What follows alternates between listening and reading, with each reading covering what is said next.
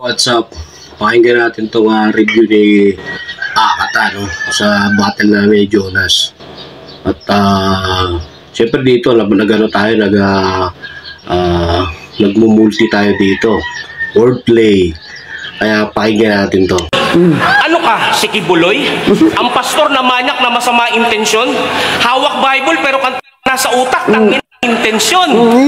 Oh. Diba? Intensyon. Tapos intensyon, no, 'di ba? Tugma. Ikaw, meron ka ganyan? Wala. Puro lang pangungupal. Oh, 'di ba? Alam mo kung nabigkas ko na maayos yung round 1 ko kasi medyo nag-i-starter ako dito dahil gawa nga ng hindi ko siya pinaglaanan ng pansin dahil medyo busy din sa Chile. Kaya ang nangyari dito halos hindi ko siya gaano kabisado. Tuloy pa natin. Ulat mo, nagrarap ka para makakanta libre kasi yan ang kanyang dedekasyon. Dedekasyon. Alam mo, kahit GRO may bayad yun. Ultimo paghawak ng dedekasyon. Oh, wordplay, gago, tanga. Yan ang sinasabi ko, di ba? Dedekasyon. Kahit sila Luni, hindi naman nila naisip yun na ang gitna daw pwede maging dede. O kaya cash, di ba? Cash yun, no? Di ba? Ganun talaga tayo mag-isip At least may originality ako. Hindi ako mga nanggagaya lang sa mga idol nyo. Ako yung taong may sarili originality. Kahit naman na pa sabihin ng mga tao, wala naman pakialam doon Importante naman sa akin yung sarili kong kakayanan at napapasaya ko yung mga tao sa pamamagitan ng aking pagpapatawa. Wala namang masama doon, may masama ba doon? Lahat na lang masama sa inyo. Yan ang importante, guys, yung nabibigyan natin sila ng kasiyahan, nabibigyan natin ng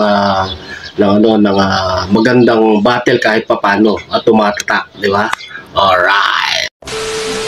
Ito rin, ni-review rin ni Akata yung lines na to na yung about sa matatanda, di ba? At sinabi ko nga rito na sagutin nyo nga ako dito mga bata, hindi ba kayo natutuwa? Sa hip-hop industry may bumabattle na matanda. So pakinggan natin. Sagutin nyo ako rito, mga rapper na mga bata. Di ba kayo natutuwa sa hip-hop industry may bumabattle na matanda? Ako ini-enjoy ko lang ang buhay ko, kaya huwag kayong magyayabang. Baka kasasabi nyo matanda na ako, hindi nyo abutin ang edad ni Tito Badang. Doon palang patay ka na Condolings. O, di ba, gagawa nga ng ngayon, maraming namamatay na mas bata pa sa akin. May 20 plus, may 30 plus, at mga nauna pa talaga. So, yun ang sinasabi ko yung minamaliit mo yung matanda, pero nananatili pa rin malakas at buhay, no? Kaya minsan, yung pagiging mapagmataas natin, yun pa yung magpapahamak sa atin. Kaya be humble lang sa lahat ng mga nangungupal sa akin. Di ba? O, isipin ninyo, marami na mga rapper ang pumanaw na, at talagang hindi naman talaga nila na-enjoy ang kanilang mga buhay. Sumalangit luwa sa lahat ng mga nauna.